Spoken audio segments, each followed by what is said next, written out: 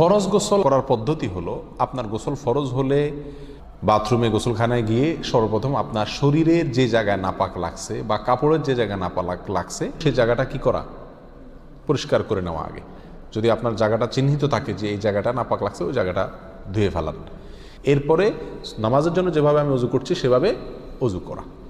এরপরে অজু করা, দুই হাতের কবজি ধোয়া, এরপরে কুলি করা, নাকে পানি দেওয়া, মুখ ধোয়া, হাতের কোণে পর্যন্ত ধোয়া, মাথা মাসা করা, এরকম অজু করা।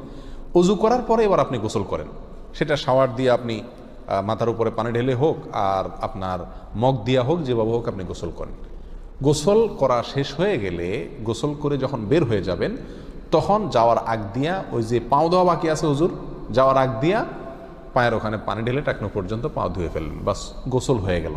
এই ভিতরে আপনার শরীরের প্রতিটি অঙ্গের প্রতিটি জায়গায় পানি পৌঁছানোর চেষ্টা করতে হবে। প্রকাশ্য অঙ্গ যেগুলো, নাভির প্যাচ থেকে নিয়ে, বগলের নিচ থেকে নিয়ে, আঙ্গুলের চিপা থেকে নিয়ে, প্রত্যেকটা জায়গায় যেন পানি যায়, সেজন্য সেখানে পানি পৌঁছানোর চেষ্টা করতে হবে। ডলার দরকার হলে ডলবে, যেভাবে ওখানে পানি পৌঁছাতে হবে। কানের প্যাঁচের ভিতরে, একেবারে গভীরে না, প্যাঁচগুলোর ভিতরে যেন পানি যায় সেদিকগুলো খেয়াল রাখতে হবে। কোনো একটি জায়গা যদি শুকনা থাকে তাহলে কি হবে না, ফরজ গোসল হবে না।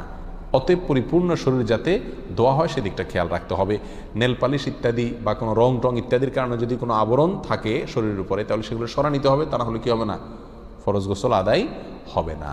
কথা, প্রথমে শরীর এবং কাপড় থেকে নাপাকগুলো ধুয়ে নেব, এরপরে অজু করব পূর্ণাঙ্গভাবে, পাও ধোয়া বাদে, এরপরে গোসল করব। আর বের হওয়ার সময় দোনো পাও টাকনো পর্যন্ত ধুয়ে তারপর বের হয়ে যাব।